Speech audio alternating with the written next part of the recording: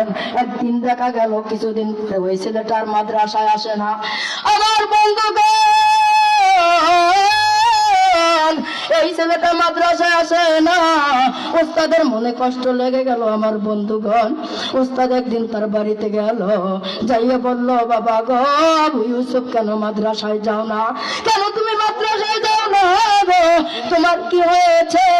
আমাকে একটু করে বলো, তোমার সমস্যা কি? কেন তুমি মাদ্রাসায় পড়তে যাও না? আমাকে তুমি একটু বলো। ছাত্র আবু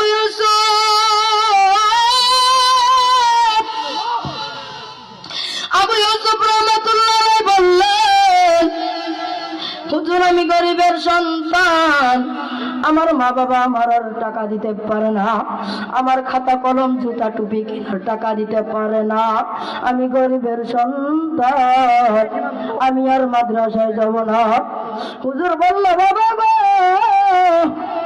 তুমি মাদ্রাসায় যাও, তোমার যা টাকা পয়সা খরচ লাগবে আমি সেটা দিব, তুমি আমার সাথে মাদ্রাসায় চলো।